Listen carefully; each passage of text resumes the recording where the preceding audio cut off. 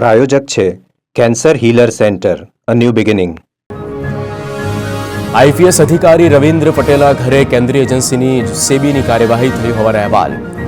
નાણાકીય લેવડદેવડ, મિલકત સહિતના બાબતે પૂછપરછ કરવામાં આવી.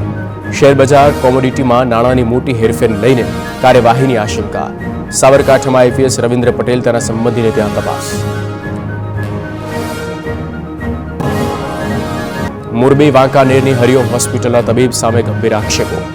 તબીબની બેદરકારીને કારણે બાળકનું મોત થયાનો પરિવારનો આક્ષેપ. હાથની ઈજાના ઓપરેશન માટે લઈ ગયાના 15 મિનિટમાં જ બાળકનું મોત. બાળકને હાથમાં ઈજા થતા હોસ્પિટલના સંચાલકોએ ઓપરેશનનું જણાવ્યું હતું.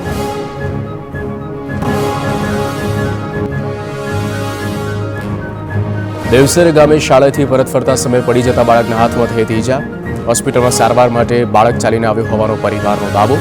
બાળકના મૃતદેહને સિવિલ હોસ્પિટલમાં ફોરેન્સિક પોસ્ટમોર્ટમ માટે ખસેડવામાં આવ્યો.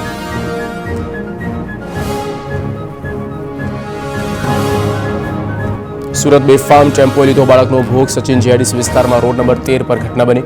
કંપનીના ગેટ પાસે સૂઈ રહેલ બાળકને ટેમ્પોએ કચડ્યો. ટેમ્પો ચડી જતા 2.5 વર્ષના બાળકનું મોત. ટેમ્પો ચાલકની બેદરકારીથી બાળકનું મોત થતા પરિવારનો આક્ષેપ.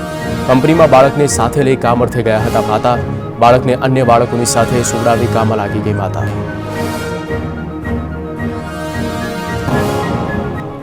હિંમતનગરમાં 3 મહિલા ચોરે આપ્યો ચોરીને અંજામ. બ્યુટી પાર્લરની મહિલા સંચાલક પાસેથી સોનાનો દોરો લઈ મહિલા ફરાર. ફોલો ગ્રાઉન્ડના અંબર સિનેમા રોડ પર સીધી બ્યુટી પાર્લરની ઘટના. બ્યુટી પાર્લરમાં ગ્રાહક બનીને આવી હતી 3 મહિલા ચોર.